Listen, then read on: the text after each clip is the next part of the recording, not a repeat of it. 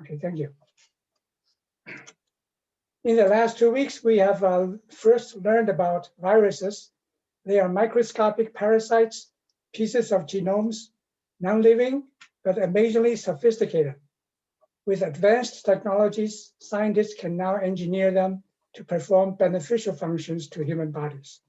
No one knows yet the origins of virus, but we know for sure that it takes a lot of intelligence and ingenuity to fabricate one with existing materials that nature provided.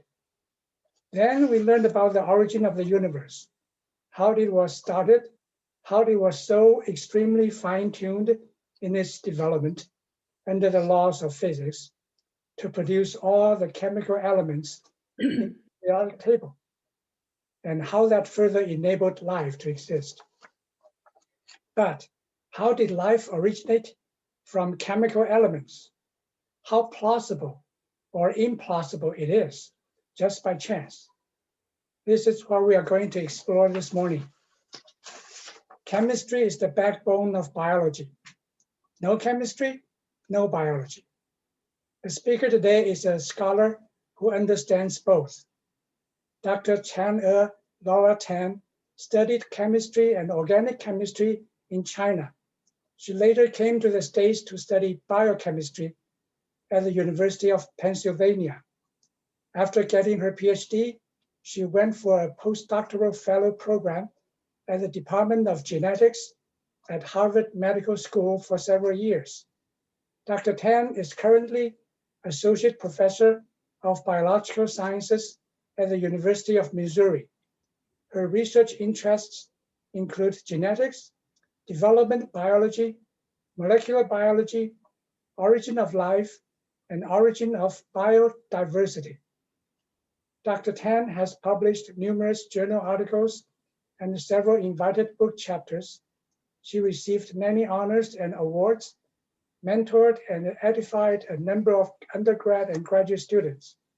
She also recently published a book titled The Stairway to Life, An Origin of Life Reality Check. Besides her outstanding academic research work, Dr. Tan is also active in teaching local high school students at times to instill their interests in science. At her home church in Columbus, Missouri, she teaches youth Sunday school on science and faith too. It is our pleasure and honor to have Dr. Tan with us today to speak on coding and decoding in the biological systems. Without further ado, please join me to welcome Dr. Chang'e Tan. And I encourage you to, I encourage you to turn on your video so that our speaker can see you. And in this session, she will have questions for each of you so that this talk will be more interactive than the other ones. Okay. So when you want to answer the question or ask question, you can unmute yourself. Okay. And now Dr. Tan, take it away. Good morning, everybody. Well, it's such an honor to really talk with you guys. So instead of teaching, we learn together.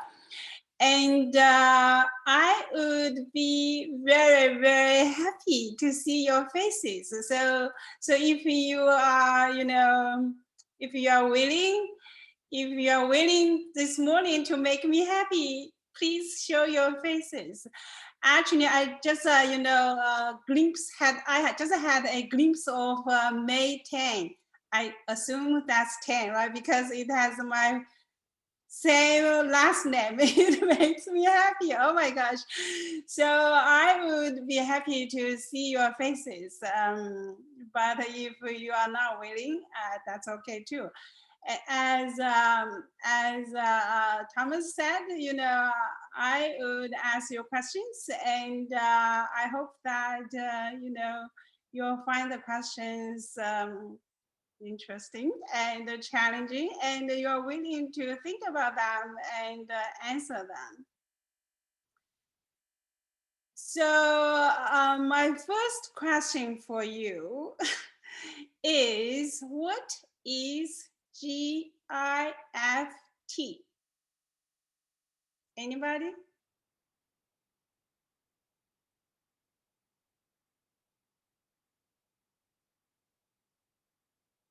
Nobody? Okay. So you may feel that this is such a dumb question. Who does not know what GIFT means in America, right? We're youth, we're high schoolers. Why you are asking us that? Of course, it means gift, right? Present. Thanksgiving is coming, right? And then Christmas. So we're all looking forward to receiving gifts. And we all love gifts. Well, do you know what gift means in German? Anybody? Anybody know?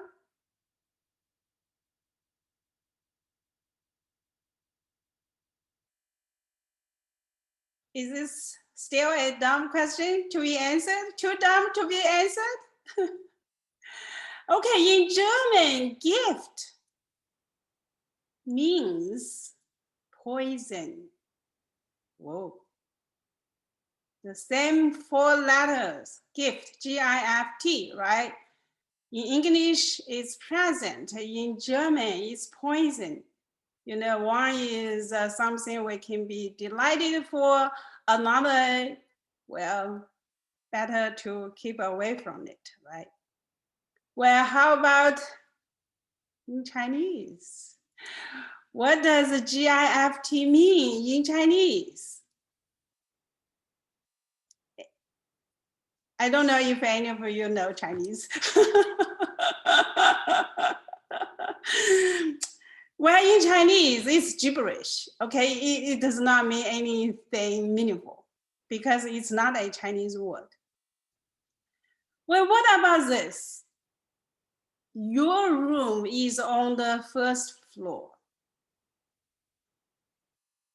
I tell you, this is English. This is not Chinese. It's not German, okay? It's Chinese, and I mean, it's English. So in a 2-story building without a basement, where can I find my room? On the top floor or on the bottom floor?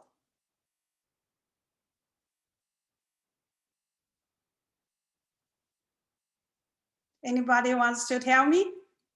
What do you think?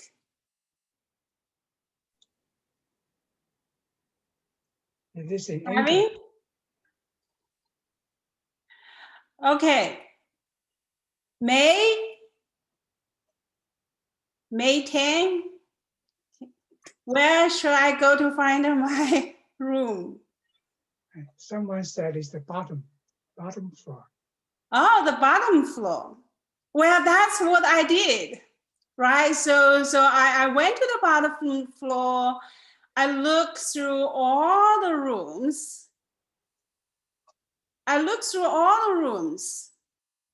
And I could not find my room. Right, so that, the picture here is in Churchill College in Cambridge, England. I went there last year. So this picture on the screen was taken by me in March 31st, 2019, right? I searched all the rooms on the 1st floor, the bottom floor, and I could not find my room. I was so confused. And then somebody reminded me, well, we are in England.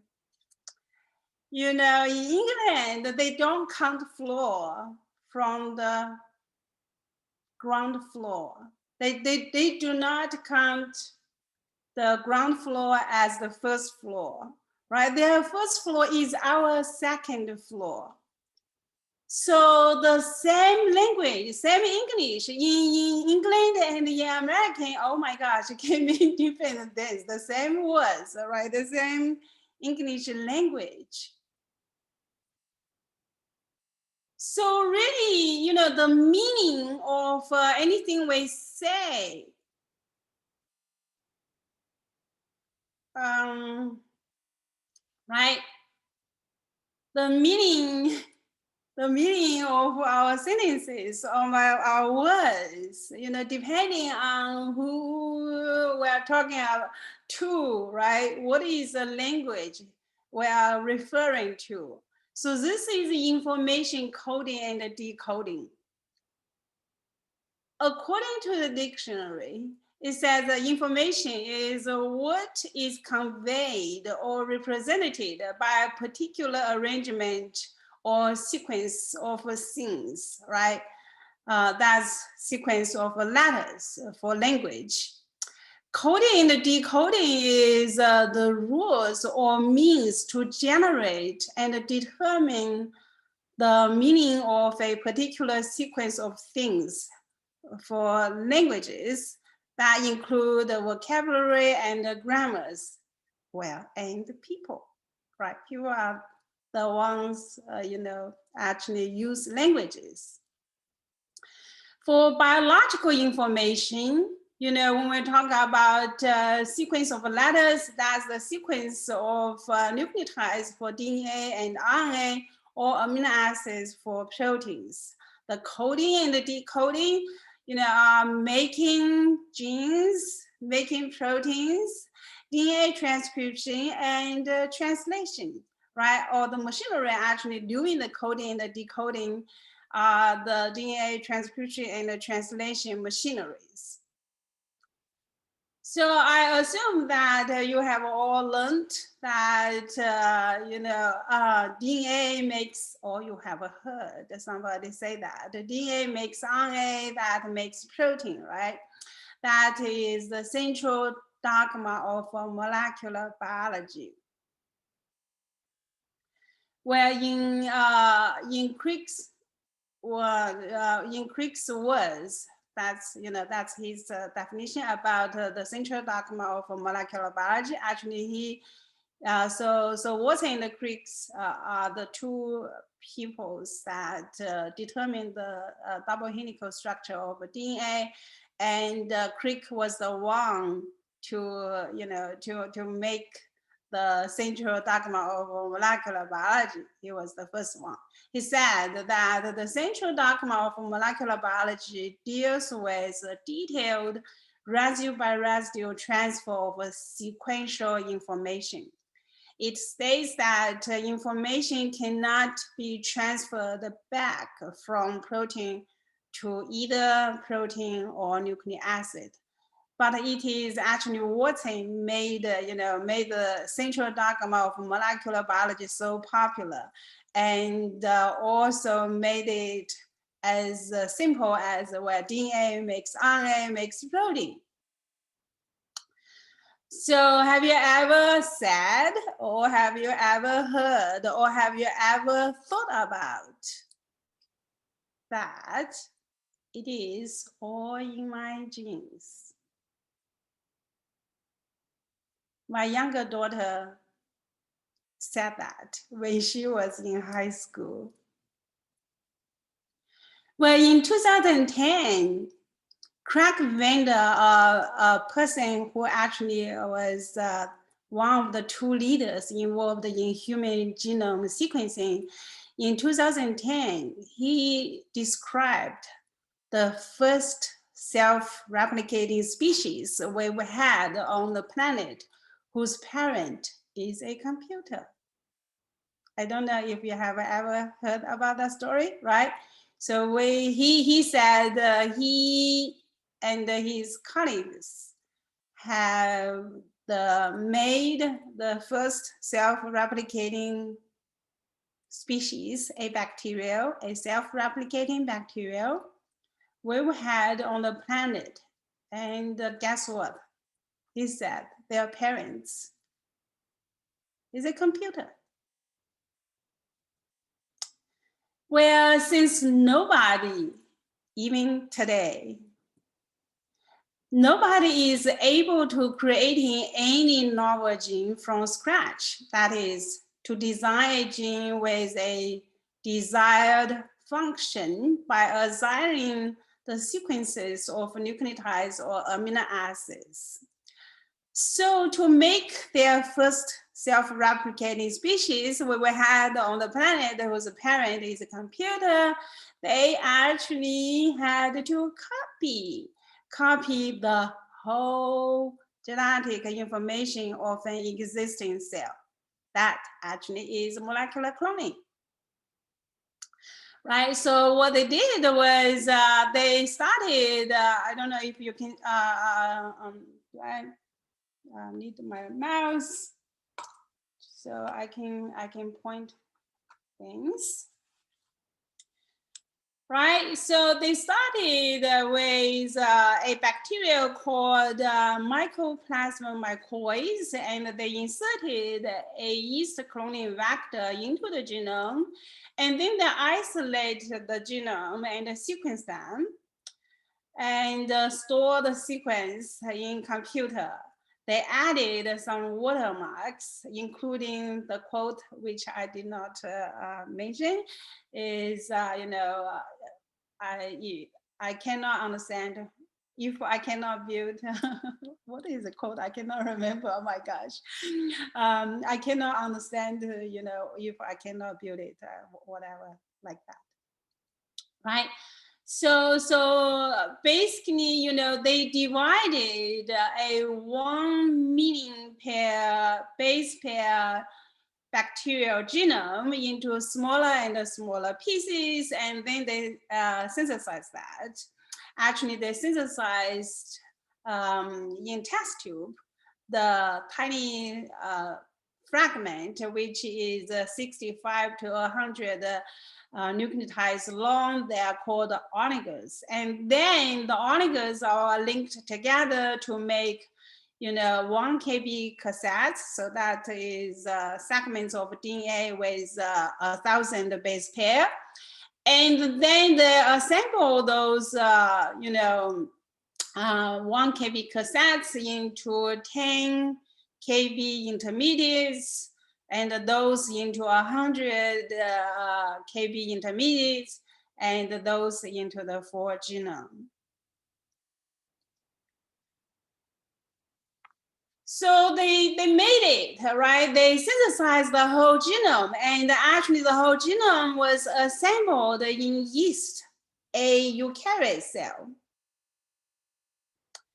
And they can actually make many, many copies of the genome and isolate the genome, right?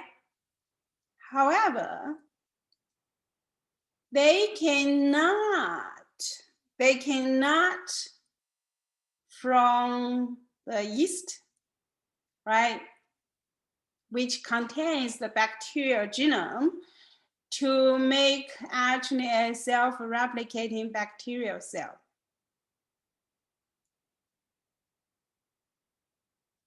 They cannot make a self-replicating bacterial cell from the DNA in the test tube either.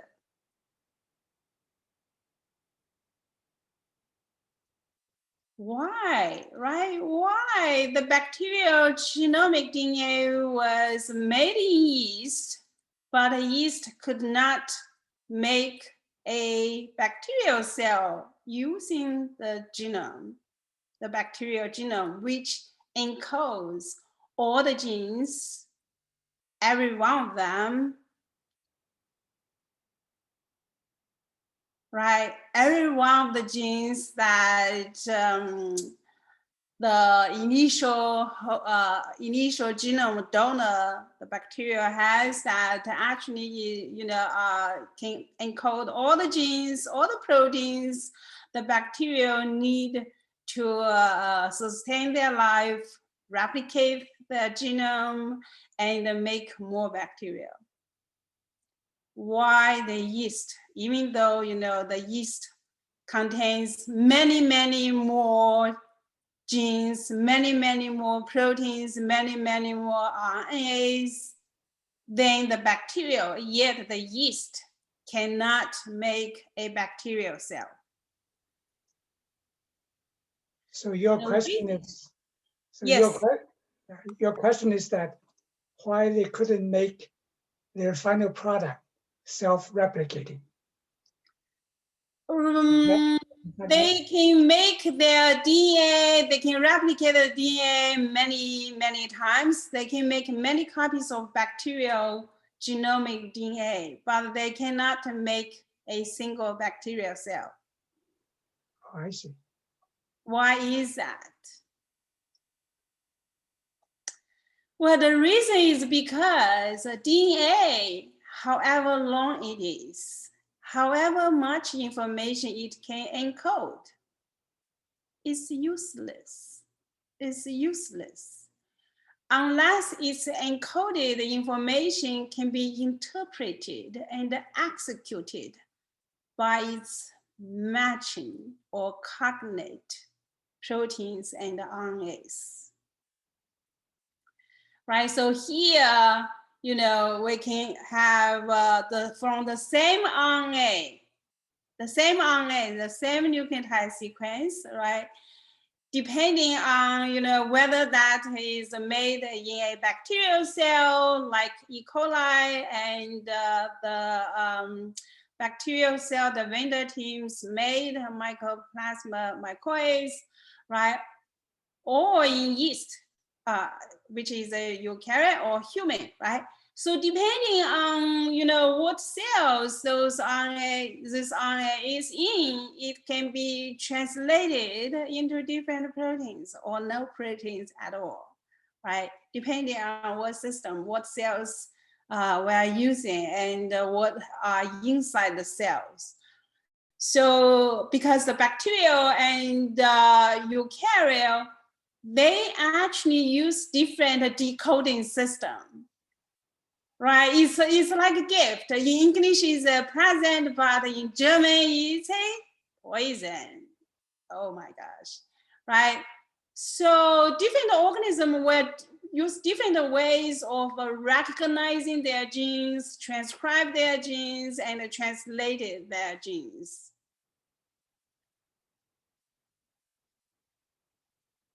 I guess you all know, right? Many of you, you know, play games, like to play games. And maybe some of you even know how to do computer programming. You know, you want to encrypt your message. So, you know, nobody can actually can decrypt it unless they have the right key to decrypt the message, right? This is very similar for biological information coding and decoding. So it seems the genes, the information encoded in our genomes are encrypted. They are encrypted, and you need the right key. You need the right key to decrypt the message there, right? To decode the codes. It turns out that eukaryote cells cannot use the DNA replication, transcription, translation machineries of bacteria to replicate, transcribe, translate their genomic DNAs, and vice versa. You may say, hold on, right? No, here. So this is, for example, here I'm showing you DNA replication initiation in E. coli on the left and in yeast on the right. You can see these, you know, they both do DNA replication, but the molecules they use to replicate the DNA are mostly unrelated. They are unrelated in sequence, in DNA sequence. Right? You may say, well, hold on, change. That's my name, right? You said that Ventner's bacterial genome was replicated by yeast. Well, that's because they used a trick, right?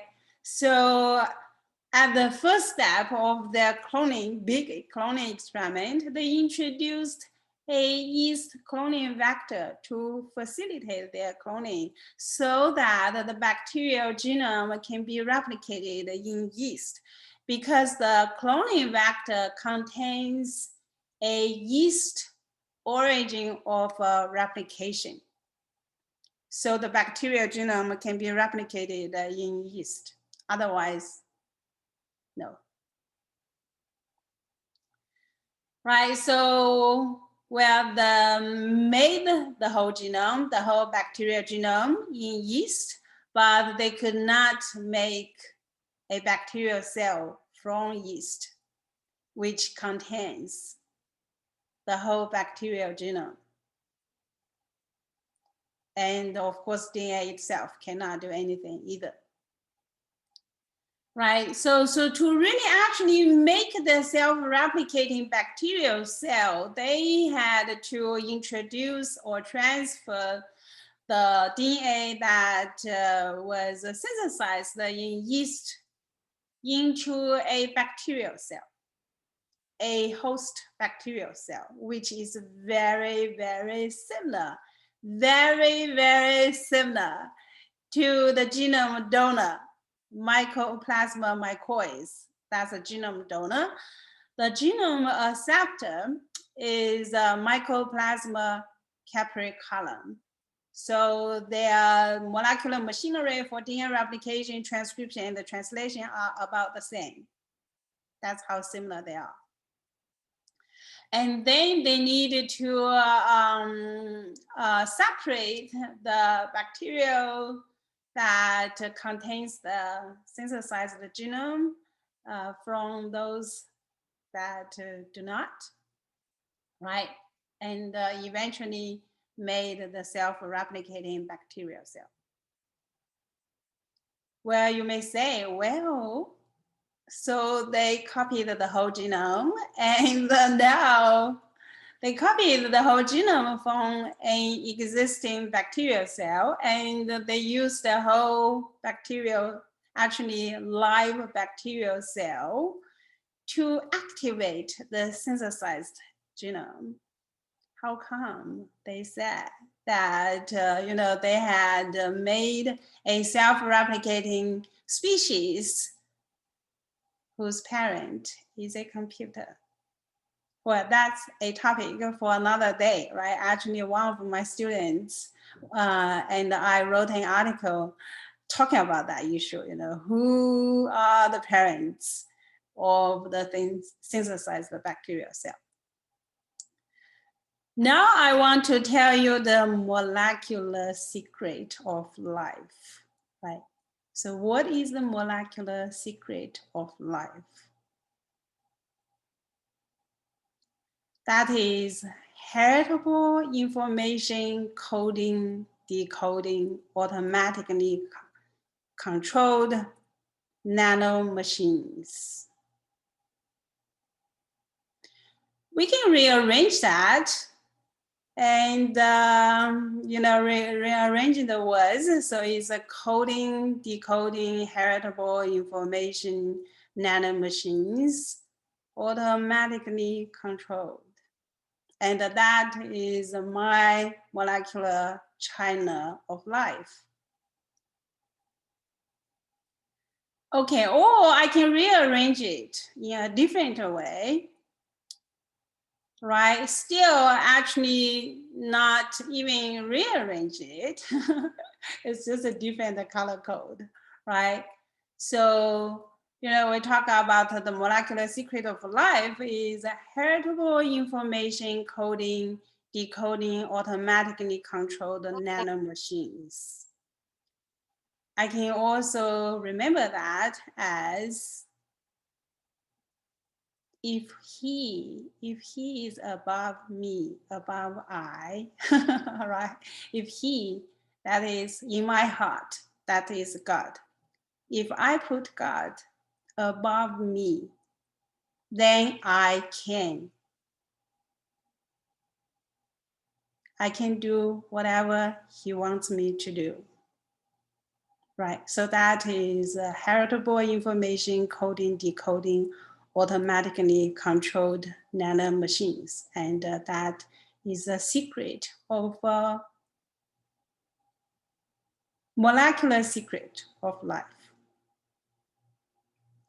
Well, heritable, what do I mean by heritable? Heritable, refers to DNA replication.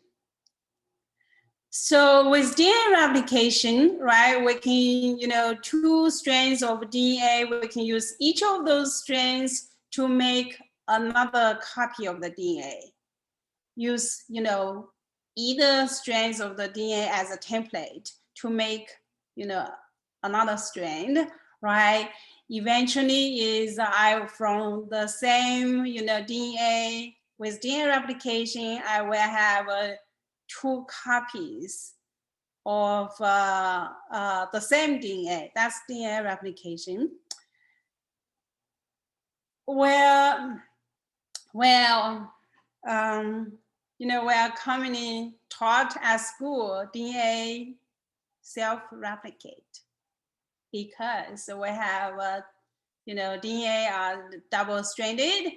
So one strand can serve as a template, to make a daughter strand, and then you have, 1 copy of the parental DNA, and with both strands as a template, right? DNA replication, you make 2 copies of the same DNA.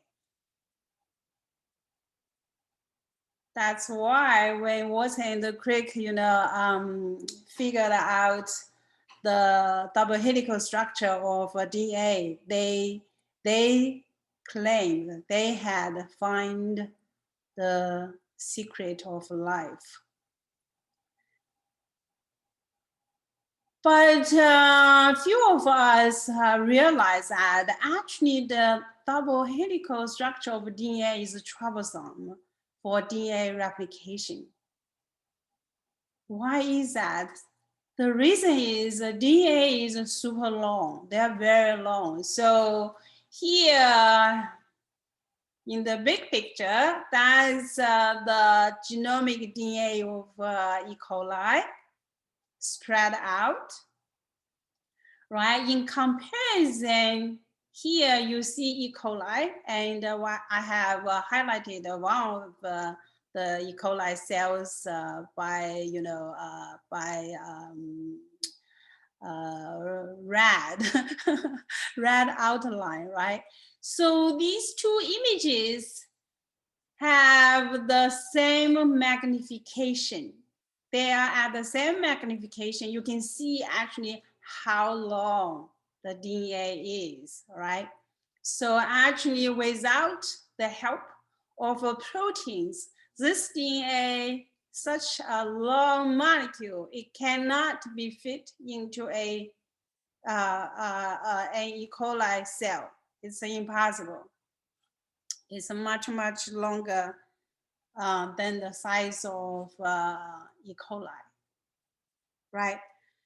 So without help, actually DNA, neither strands of the double-stranded DNA can serve as a template, can be replicated at all, right? So actually, to replicate DNA, you need to unzip the double helix structure, right? And that requires a molecular machine called Helicase, DNA Helicase, to unzip it. Well, when you unzip it, because the DNA is a double helical, right? It's twisted around each other. The 2 strands of DNA are twisted around each other. So when you unzip the DNA,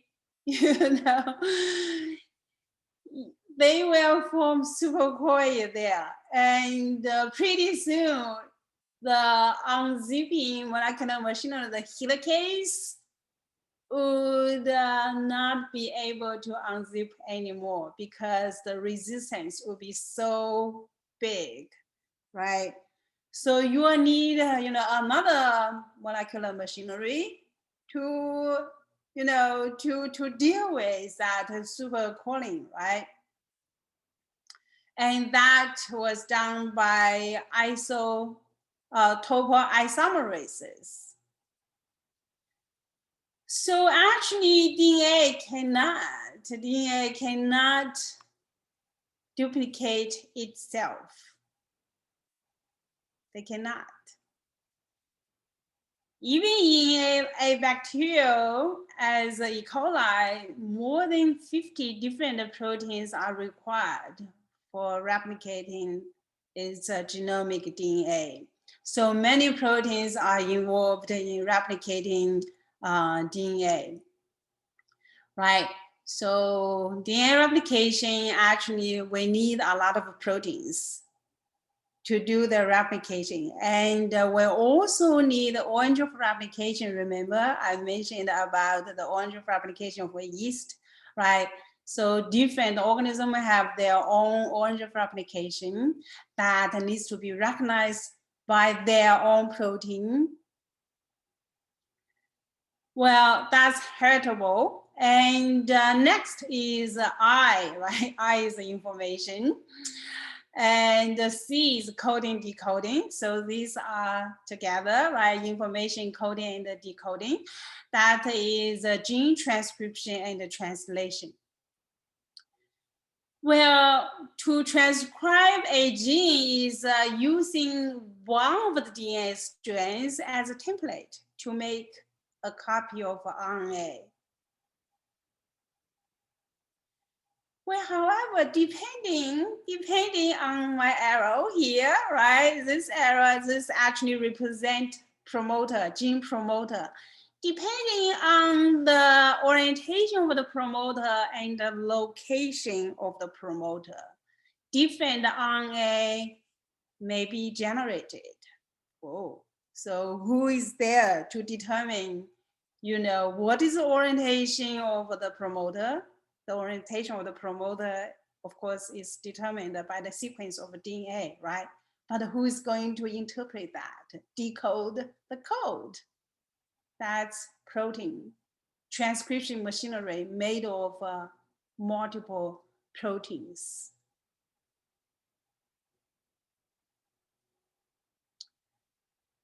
So you need a special sequence, the promoter, right, in DNA to tell the proteins that, or signal the proteins that here is a gene. That's the initiation of a transcription, right?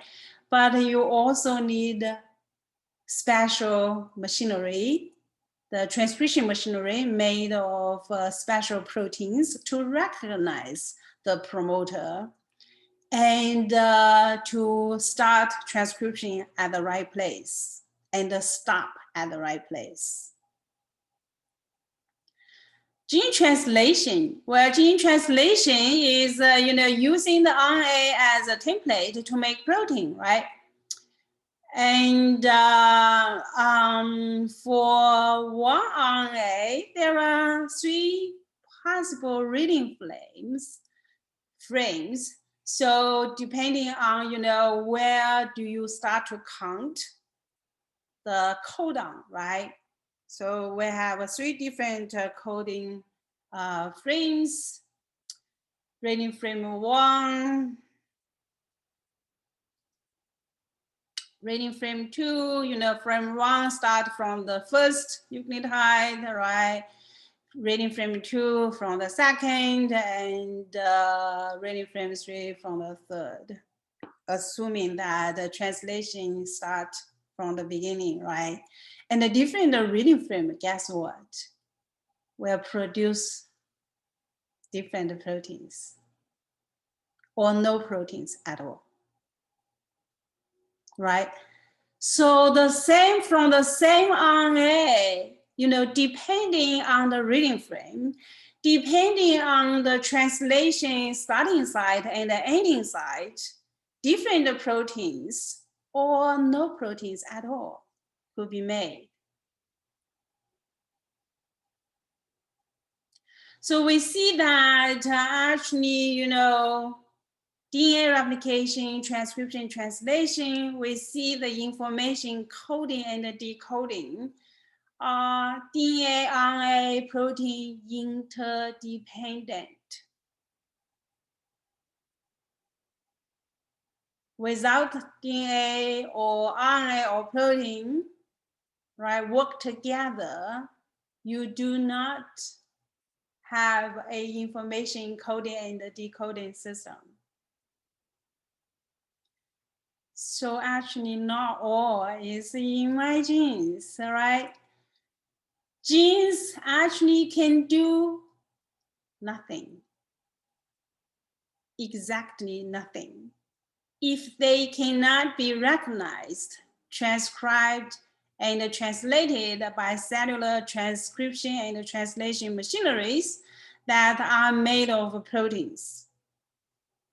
So that's information coding and decoding, right?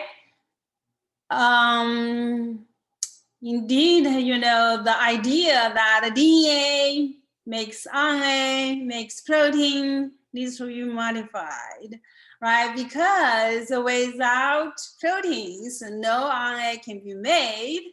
Without proteins, no DNA can be replicated. And we also need RNA, actually, you know, to do the translation, right? So we have to have a new central dogma of molecular biology. Actually, gene transcription and translation is also determined by what, you know, is outside of the cells, the environment. So really it's depending on what is inside the cells, the status of the cells, and the outside of the cells, you know, whether a gene will be transcribed or translated is determined on the conditions of a cell inside the conditions inside the cells and the conditions outside of the cells. So one way to state the new central dogma of molecular biology is that the central dogma of molecular biology deals with the heritable, automatically controlled information coding, decoding nanomachines. No information transfer can occur without the interdependent, integrate function of a cognate, DNA, RNA, and proteins. So instead of we have a one-way street, right, from DNA to RNA to protein, actually, you know, it's we have a two-way street, right? Well, I'm going to talk about nanomachines. Then I'm coming back to the automatically controlled. Right, nanomachines, I think, you know, you have already noticed that, right? So for DNA replication initiation, for example, here with E. coli, we have an orange of replication here that will be recognized by an orange binding protein, DnaA, and the binding of the orange binding protein, right, will cause a unwinding of the double helical DNA, a tiny small region of the whole genome, right? And then afterwards, a helicase with the help of a helicase loader can be recruited, and that bubble can be increased. And then after that, and only after that, you know, another protein called a primase can be recruited, and it can make primers for DNA replication initiation, and DNA polymerases can be recruited. So DNA replication actually can really get started, right? All these genes, you know, for bacteria are bacteria specific. They do not have genes similar to them in eukaryotes, right? And these, right, these proteins, these proteins actually, you know, needs to function in a sequential manner. So the loader, you know, DAC, we start with ABC, right? For E. coli, at least for E. coli DNA replication, we start with ABC, DnaA, DnaB, DnaC, right? So the loader is specific for a primed site. So only after the, you know, the DnaA has already bind and formed tiny replication bubble, can the helicase can be uploaded, right? And the primates must bind the DNA helicase to be activated. So they have to function in a sequential manner. And here is a schematic view of the DNA helicase, right? You have the, basically you have, the molecule is organized in a polar fashion. So it is, you know, moving with the use of energy ATP, it will move directionally, right? And here is a more detailed view of the helicase. It contains actually six protein subunits, right? It's the same protein, but it's 6 copies to make the whole circle, right? And the N-terminal is on one, you know, end, the C-terminal on the other end, and that makes the helicase. As I mentioned earlier, that you know, they have to the helicase, the primates, you know, they need to function in a sequential manner, right? Okay, so if that is not enough for a molecular machine, nanomachine, very tiny, right? Here is a schematic view of the DNA polymerase, actually, you know, so these lines represent DNA, right? The blue lines represent DNA, and is that blue or black? I cannot tell. Okay, so dark color, the template, and we have the red, the, you know, daughter DNA being synthesized. The 2 strands of DNA actually are synthesized simultaneously. So the one strand is called the leading strand, and another strand is called the lagging strand. Well, I'm not going to go into details. Anyway, the 2 strands need to be synthesized at the same time and finish at the same time, right? So we have the genome actually being replicated. So I hope that you can see, well, this really looks like a molecular machine, or look like a machine, right? Okay, so the last point is automatically controlled. How molecular machines are controlled. All molecular machines are tightly regulated and controlled. Why I say automatically? Well, because no human beings are involved. So the cells do them themselves, right? So that's what I mean about automatically, right? Automatically controlled, because it's not done by human.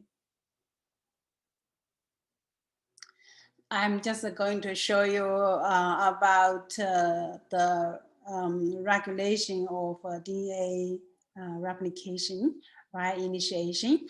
This actually is regulated at 3 different levels, or by 3 different means, right? One is inactivation of DnaA. Remember DnaA here, we start DnaA, right? That is the protein initiate the DNA replication process, right? So it makes sense to regulate at the very beginning, right? So no energy will be wasted. So the first way is inactivate the DNA protein, DNA protein. And another way is to titrate DNA. So basically, you know, to make the DNA not available, sequester it away, right? Make it, you know, concentration very low. That's titration. And the third way is sequestration of the orange of replication. So DNA, even it's activated, it's available, it won't have an orange of replication to bind to, right? So they cannot, you know, interact with each other. That's done by actually both DNAs and RNAs and the proteins, right? So we have, you know, actually for any information coding and decoding, you know, we need the teamwork. We need the teamwork of DNA, RNA, and protein. Not only that, you know, not only we need a teamwork, right? Because, you know, separate, they can't do anything, but together they can do something, right? Okay, so not only, you know, for any information coding and decoding, you need the teamwork of DNA, RNA, and the protein. Actually, we have organism-specific information coding and decoding, as we have seen from Ventner's cloning experiment, right? You know, even though the yeast cell can make many copies of bacterial genome, but they cannot make a bacterial genome. The bacterial genome needs to be decoded, by bacterial DNA replication, transcription, and translation machinery. So really, you know, the E. coli, I mean, not only E. coli, right? E. coli is one of the bacteria. So bacteria and the eukaryote, they cannot use or they cannot interchange their molecular machinery for DNA replication, transcription, and translation. So this really, you know, generated insurmountable challenge for the evolutionary view of the origin of life, the idea that the life came from no life, and the view of the evolutionary view of the origin of eukaryotes, the idea that eukaryotes evolved from bacteria. Well, that's the molecular secret of life, right? Heritable information coding, decoding, automatically controlled nanomachines. Or the molecular China of life. So what is a C? What is a C, anybody? Thomas, can you remember what is a C? Coding and decoding. Oh, thank you. How about H? Heritable. Cool, nice. Wow, you have a good memory. How about I? Interdependent? No. Information. Good. N? Nanomachineries? Nanomachine? Yeah. A? Automatically controlled. Wow, 100% correct. Congratulations. Well, I think all of you know computer codes, you know, right? Apps for your phones, for your smartphones. Who wrote those codes, the apps? Some smart some smart guys, right? Not me, some smart guys, or maybe ladies, right? What about molecular information codes? Who wrote those? Well, according to Bill Gates, human DNA is like a computer program, but far, far more advanced than any software ever created. So who wrote the molecular information codes that are coded, replicated, and decoded by molecules, and that make life, that makes more life? Who wrote those codes? Well, I have a car here, a red car. When we see a red car, we know somebody made it, right? You'll say, oh, you. Who is the producer of the car? What is the model of the car, right? Is it Hyundai or Hyundai or Hyundai? I don't know, right? Or Ford? Who made the car, right? Well, what about cars that make cars? If someday the car there can make more cars, how about life? Life that makes more life, including us, human beings, right? The bacteria in our gut, the food we eat, the flowers we love, the animals we adore or dread.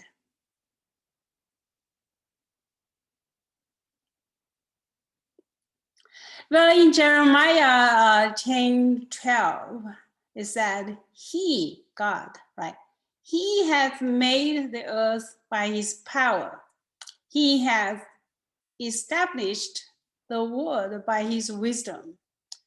And by his understanding has he stretched out the heavens.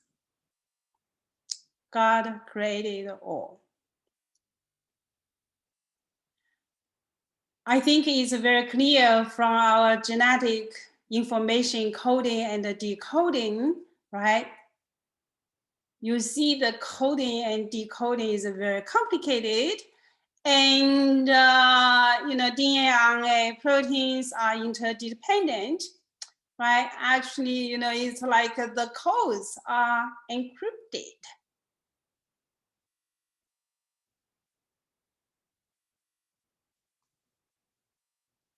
Who made those codes? Who wrote them? Okay, that's the end of my story about biological information coding and decoding. Thank you for your patience. I can tell you are very, very patient. You are quietly listening to me. Thank you so much. Thank you, Dr. Now I'll Chen. be happy to answer any questions. Yeah. Okay. If you have any questions, I think the best way is to let your face be seen and mute yourself and ask directly. Or Yes. if you really prefer, you can do chatting. You can through the chats. Okay, let me start with one okay. Question first. I think the materials you entail today is so technical that not many, probably only the people who are expert in biology could understand. However, I think at one point, at least I got is that RNA, DNA, and then protein has to coexist at the same time, and also the mechanism that make everything work, like encoding and decoding, that mechanism has just like a law of physics. Okay?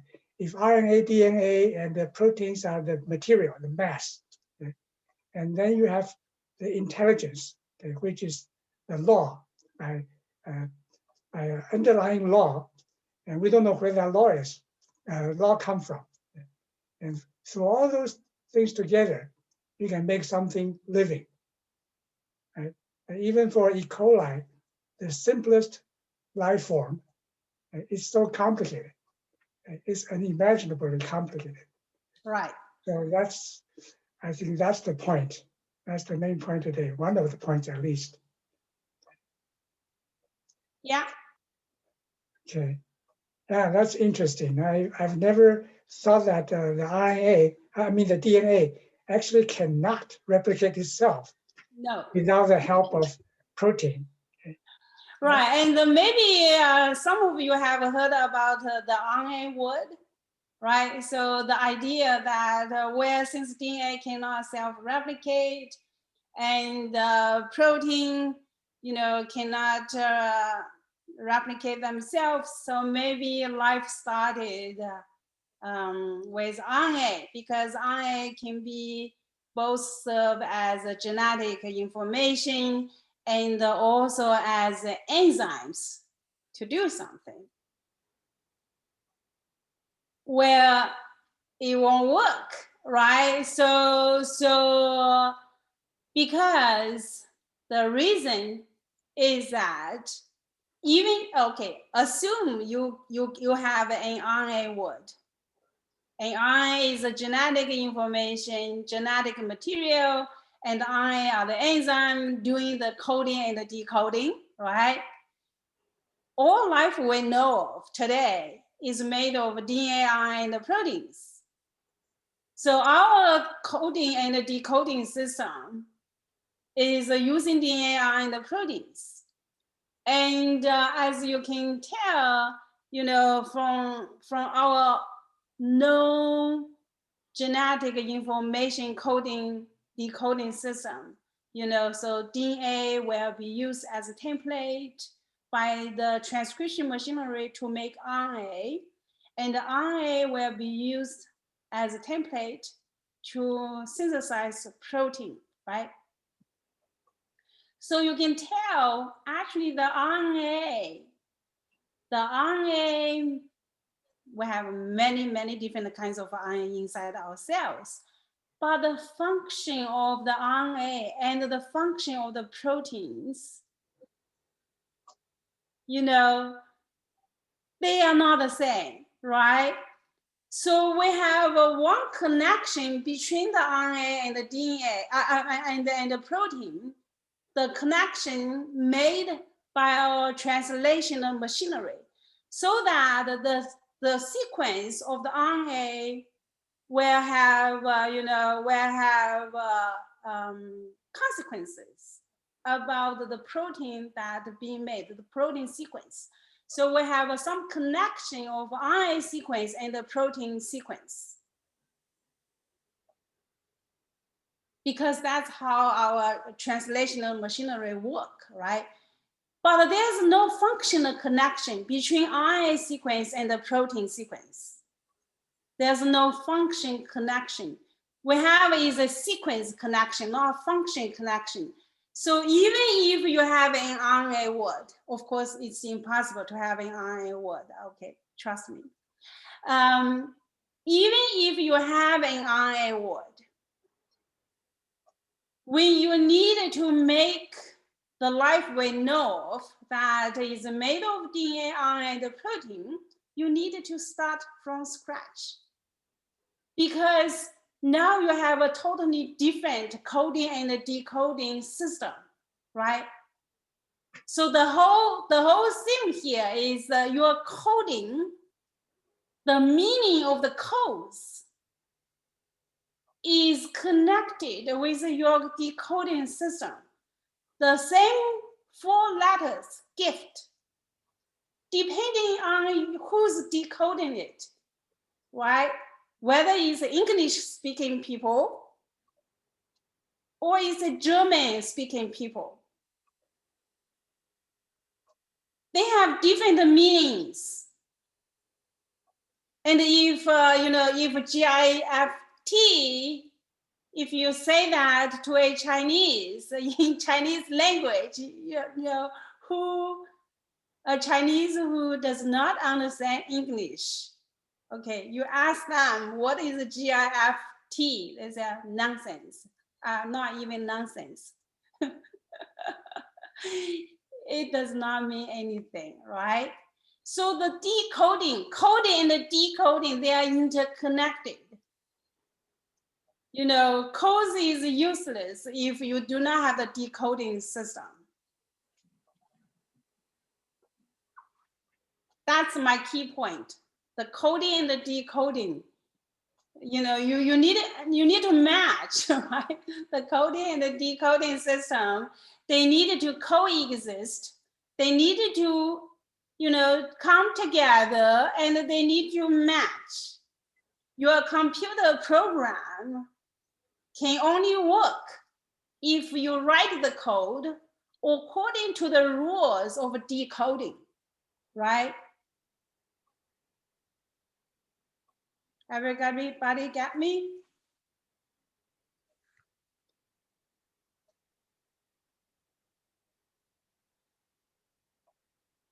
Okay, there's a question saying that would God purposely or by mistake created humans with errors occurred in DNA copying? Okay, did you see that? Did you see that question?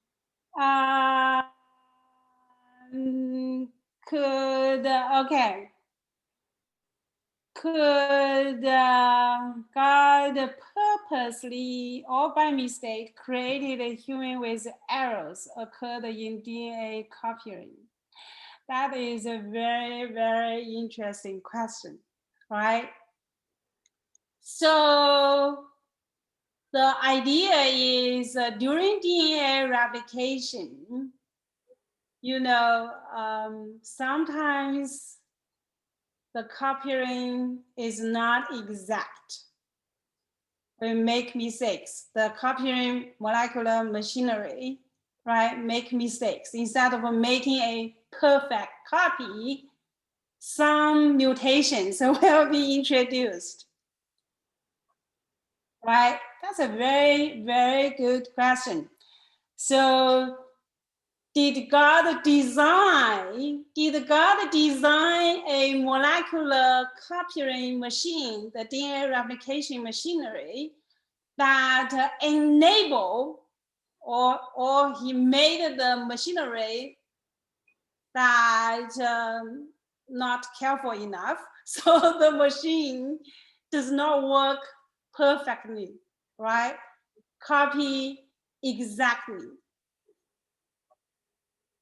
That's the question.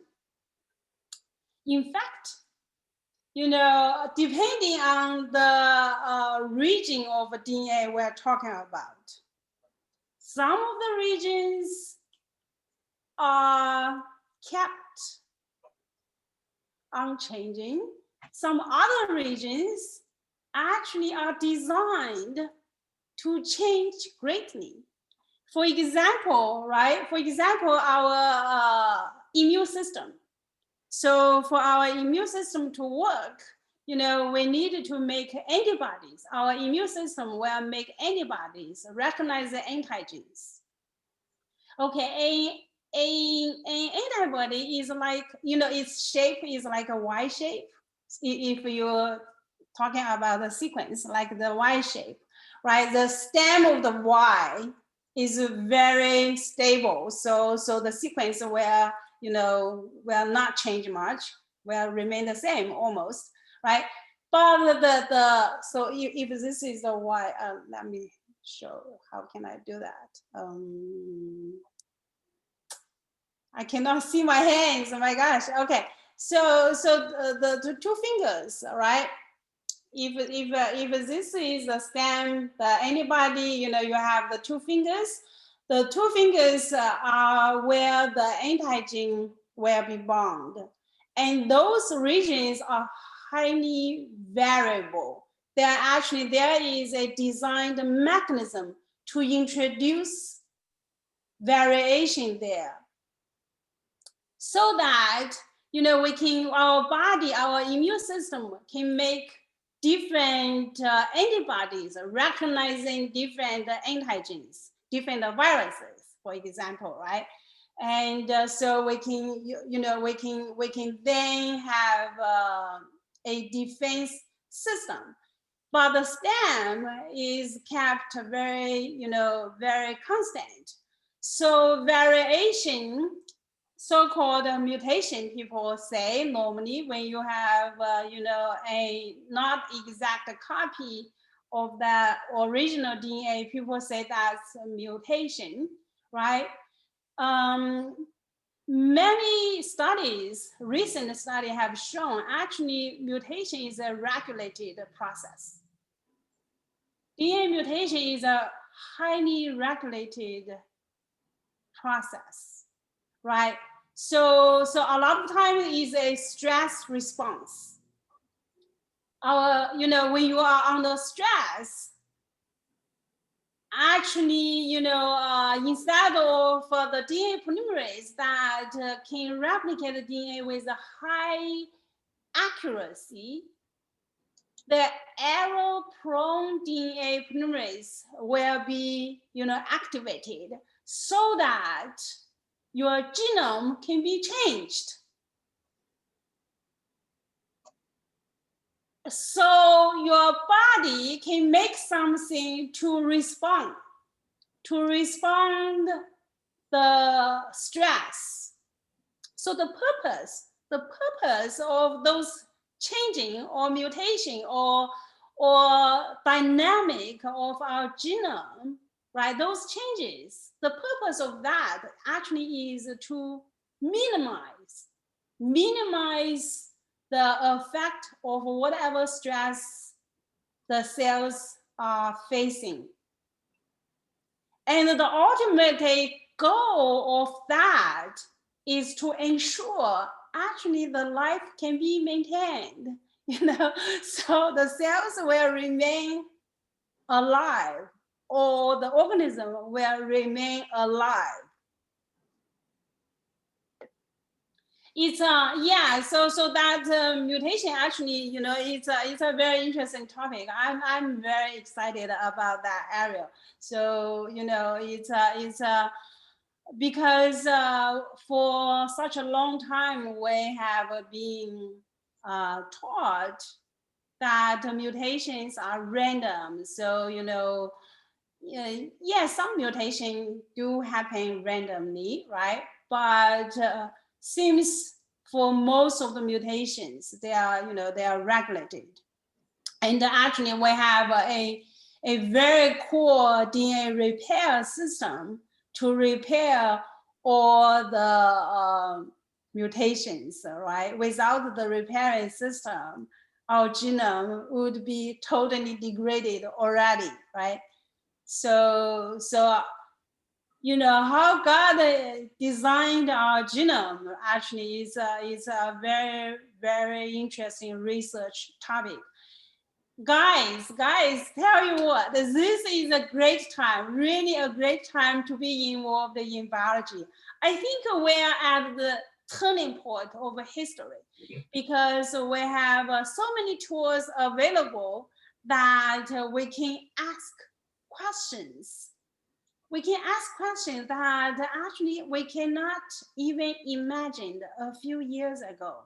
Such questions as, could God has purposely or by mistake created human beings with errors occurring in DNA copying, right?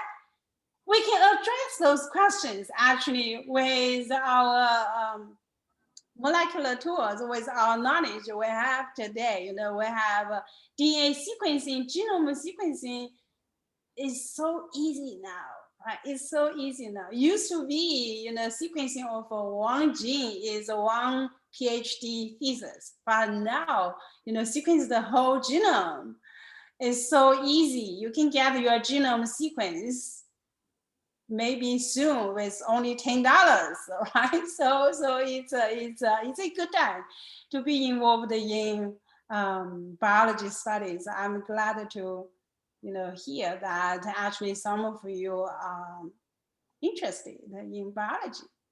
Yeah, along that line, would you please give some tips or advices to those who are interested in what you're doing? And for those high school students who plan to go to college to study genetics, biology, chemistry, do you have any special advice for them, what they should be prepared to do that? I think the best thing you can prepare yourself is to be open in mind. So to be willing to be challenged, right? Yes. And do not take what you heard or what you learned from your textbook or your classroom, from your professors. Do not take them, as granted. So take their teaching with a grain of salt, right? Be willing to be challenged by new ideas, new evidence. I think that's my advice, right? Or my wish, right? Follow the evidence. Follow the evidence wherever it leads. Follow the evidence, not some experts, right? Follow the evidence, not the experts, because the experts may be totally wrong. They may be totally wrong. Interesting. Good advice. I think we should be open-minded pretty much on everything. Yeah. Yeah. And think critically. Because in schools, there are a lot of things that they don't teach.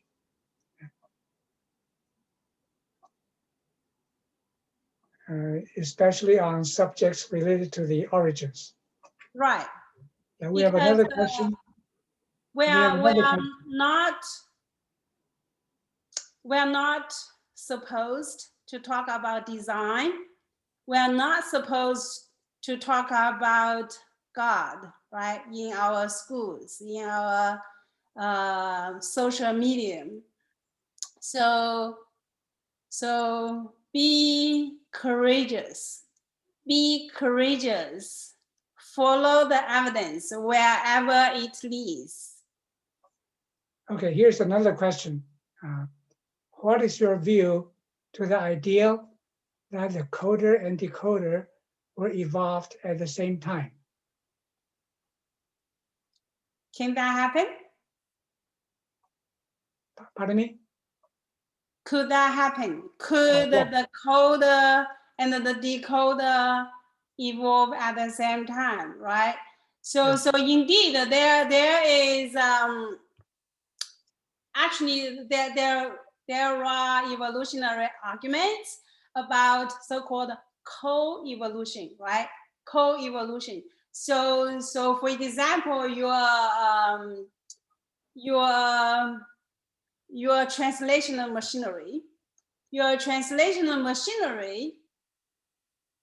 translation machinery to decode the protein sequence coded in the RNA sequence, right? Will co-evolve with the organism. So now, even though, both seems like are very different. So we have the eukaryote and the prokaryotes have a very distinct coding and decoding system. Maybe the eukaryote system, the coding and the decoding, they will just keep on co-evolving, right? you just if I change A here in my code, my decode needs to recognize that change and do some adjustment, right, to match the change of the code. So that's the idea.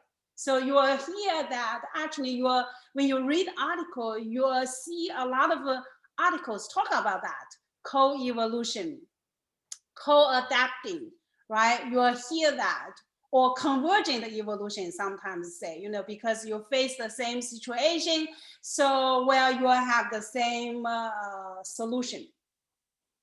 Could that happen? Could that happen, right? That's a good question, very good question. I think, we can address that, right? But how can we address that?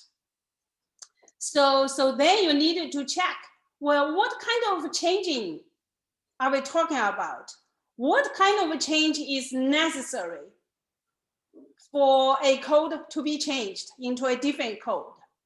And what consequence will that have, right? For example, the E. coli, not E. coli, the bacterial Ventner's team synthesized. For that bacterial,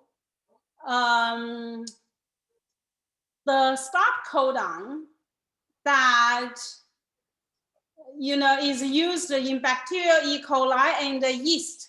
Actually, in that bacteria, I cannot remember the codon. Okay, it's used as a tryptophan to code tryptophan. So instead of to code for stop codon, it's coded for tryptophan. So assume we have a bacterial cell with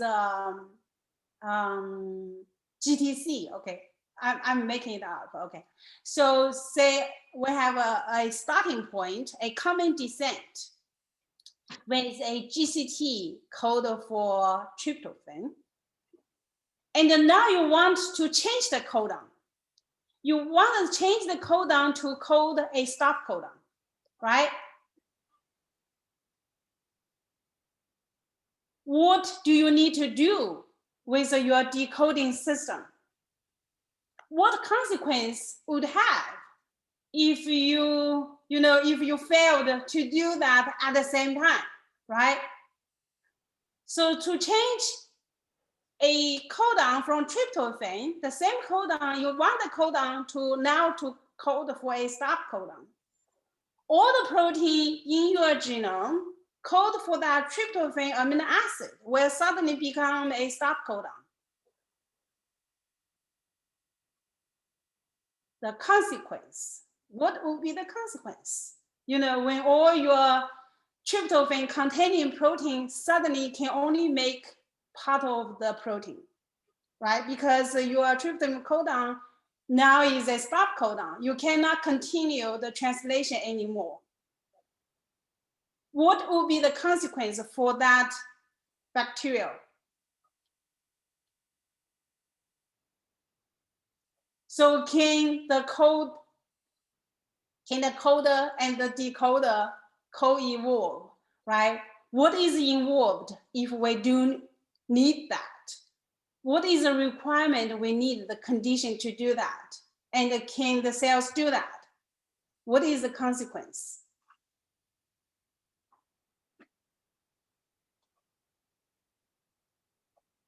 Okay. We have only 4 minutes left. Is there any you have a group of smart kids. My gosh, I wish that someday I can come to your church and meet them. Look at the question. It's a deep question, big question. We are right? Very important question. I'm glad to see that. So I'm sorry that we won't have time to keep on going and asking all the questions we wish to ask and wish to answer. Yeah, we have parents, we have adults in this class too. Wow. The one who asked the question happens to be a PhD in biology too. Oh, wow. So that's why. But anyway, let's see if there are any more questions. Okay. Well, whoever wants to continue dialogues with Dr. Tan can stay behind and you can continue. Yes, right. And for the rest of us, if you feel free to leave, to be excused. Before you do that, let's all give a round of applause again to Dr. Tan.